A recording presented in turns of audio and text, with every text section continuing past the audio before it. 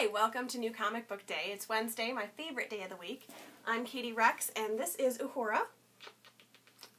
And we want to talk to you about our favorite comics today. If you want to find me on Twitter, I'm at EOTU Comics, so talk to me there.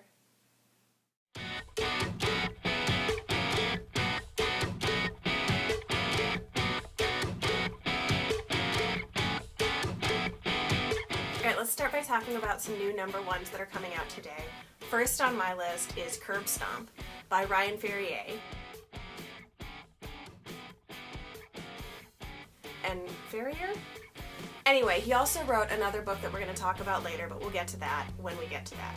Curb Stomp is about this really interesting girl gang that manages to talk about gang violence and gang politics and organized crime without either glorifying it or judging it too harshly. It's really very non-biased in its depictions, and it has a lot of really cool characters like Machete Betty, who is a great name, and has this amazing panel, which is one of my favorites this week. And it's a great series with a lot of really cool women in it. So Zenescope has a new book out at number 1 called The Little Mermaid.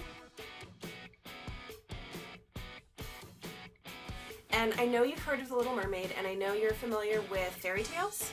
I know you're familiar with fractured fairy tales where they like deconstruct it.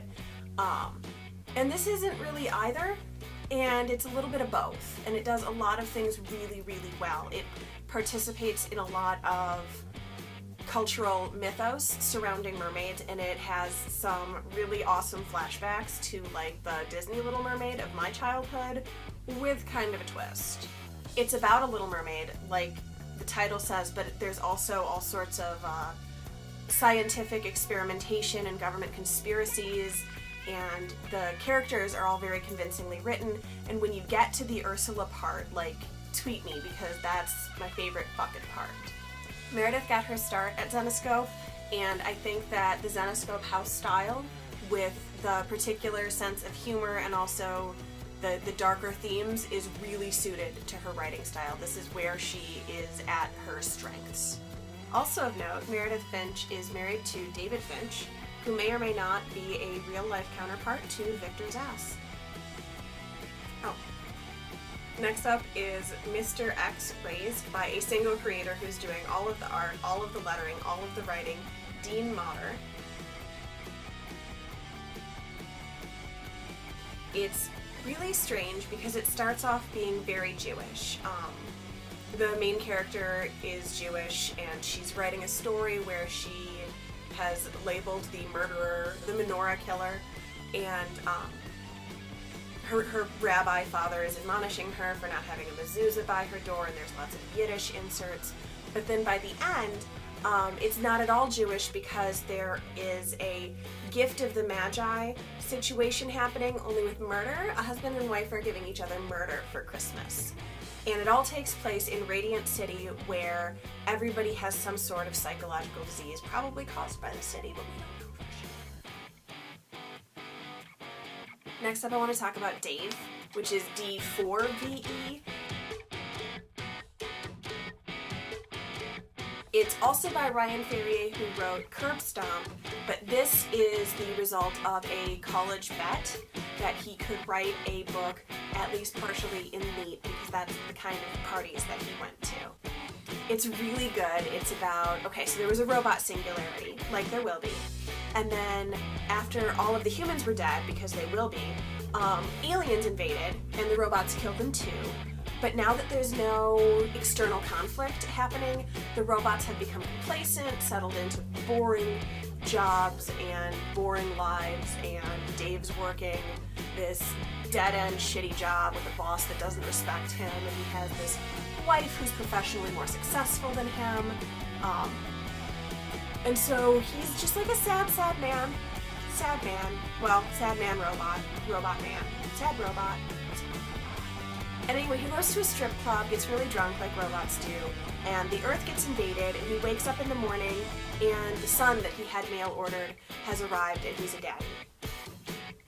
This is originally from Monkey Brain, so it was printed digitally first. It was available digitally first, and then IDW picked it up, and you should go pick it up too.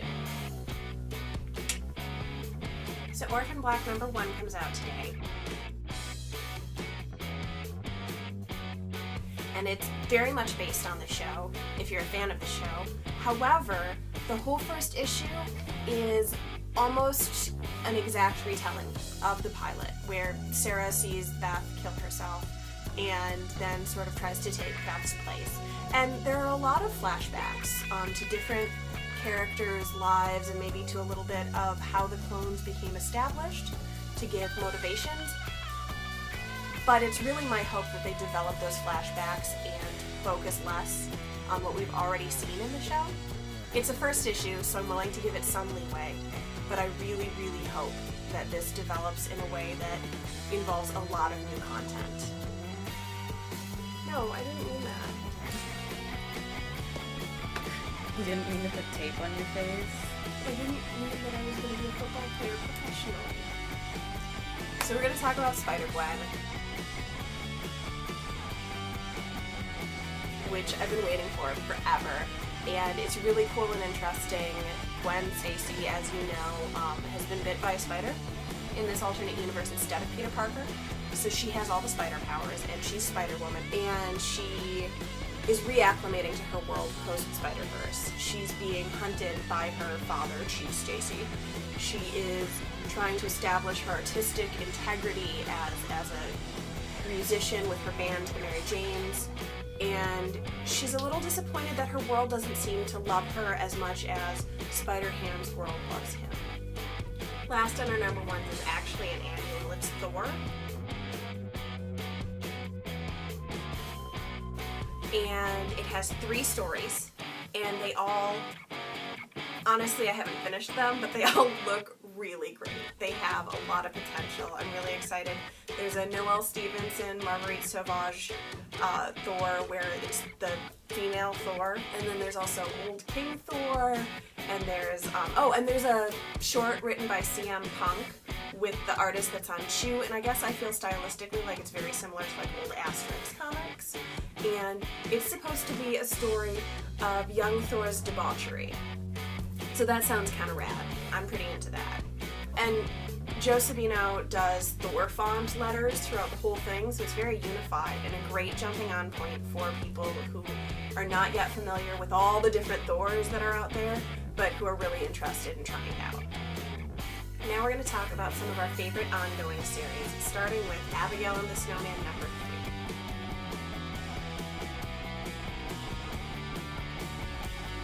I'm going to catch you up real quick. It's this really cute all-ages comic about a socially awkward little girl who has an imaginary friend, a dog named Claude, and she uses Claude in a lot of social situations to get out of hanging out with anybody else because she knows that she's really socially awkward.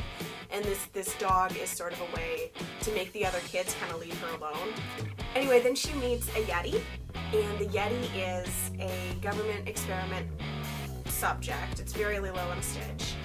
And she realizes that the Yeti is invisible to adults, so she tells him that he can go home with her, she's going to protect him, and she's going to give him her imaginary dog's name.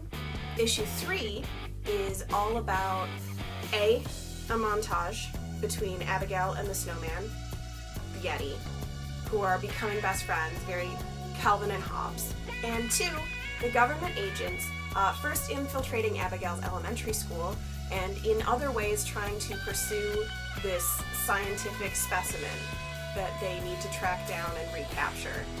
So, very, lots of tension, very scary. Great all-ages book. So the second issue of another one of my favorite all-ages comics came out this week. It's called Princeless, the Pirate Princess. And again, if you haven't read the back Princeless trades, you should probably do that because there's a lot of catching up to do. It's a really great story. But in this issue, we've got the Pirate Princess again, Raven, who is infiltrating their little group of friends in a way that Adrian really resents because Bedelia thinks that Raven is the shit, and Sparky the Dragon thinks that Raven is super cool, And Adrian feels like, I've been the leader for so long, I've been the favorite. How can this girl just like come in and be best friends with my best friend? It's not fair. Angry jealousy. It's and then there's a part where Raven steals a dragon, the dragon, Sparky, and Adrian tags along, and then they have an all-out fist fight brawl on the top of a flying dragon. It's amazing. If you have children, or if you are a grown-up, pick up this comic. So you remember in our first episode when I was telling you about Quantum and Woody Must Die? The second one came out this month. And in this issue, it's very much about how there's this group of people that hate Quantum and Woody and want them all to die, and all of their various schemes have just gone so fucked that Quantum and Woody have started to look like the good guys and are famous. And like well-liked and famous, and neither one of them is dealing with it very well. Oh, also, I have a favorite panel from this issue right here. So I don't want to explain it. I just want you to look at it. Just look at it. Just look at it. This is onomatopoeia, you guys. This, if you're an English teacher and you're looking to show your children what onomatopoeia is in your next second grade grammar lesson, this is onomatopoeia. So let's talk next about trade paperbacks. We're going to start talking about Robin Hood Riot Girls. It's a first trade paperback from this particular incarnation of the Robin Hood comic series. And I don't know if you're reading Robin, if you are completely unfamiliar with Robin, if you have been dismissing Robin because of all of the boobs and the arched backs on the covers. Anyway, it's a great book. It's really well written. It's very funny. It follows Robin, who is now living with her buddy, Maid Marian, and they're in modern New York City, and Marian is really terrible at modern New York City because she grew up in a fairy tale world. The story follows Robin and a coven of witches who have been experimenting with a supernatural, magical, mystical drug. And the drug, as it turns out, has been formulated to suck their souls out of their bodies so that a bad guy can collect their souls for who knows what. Warning, may cause anal leakage of the soul. Warning, very important. And now it's time for our book of the week. Our book this week is a trade paperback as well. It is Judge Anderson's Side Division. And it delves into the world of Mega City 1, of the Cursed Earth, of the 2000 AD universe in a way that's really accessible for new readers, but also really, there are a lot of allusions to the things that fans of the former series will find near and dear to their hearts. There's Wally Squad, there's Cursed Earth, there's mutants, and there's a lot of really cool development of the Side Division. It's not super long, so it's a very easy book to jump into and not feel overwhelmed. It's definitely worth picking up this week, and if you have any confusion whatsoever about any of the things that are going on in the world, in what a judge is, or what the Wally Squad is, or why Mega City 1 has this giant wall or doesn't, definitely check out the 2000 AD YouTube channel, because other than my own, they are my favorite YouTube channels. So check them out right here. Got a lot of interesting and informative content. One of the best things that Judge Anderson is doing in this book is she's not a judge machine the way Dredd has been portrayed in a lot of previous works. She's a person who is also a judge, and it's really a breath of fresh air to the series. Alright, that's our show. Thanks so much for tuning in. We would love if you would subscribe, so click on my badge here if you want to click subscribe right here on my badge. Yep, that's what the cool kids do. And follow me on Twitter. I'm at EOTU Comics. I would love for you to tell me what I missed this week. And if you don't want to follow me on Twitter, there's always a comments section. So let us know. Talk to us. We want to hear from you.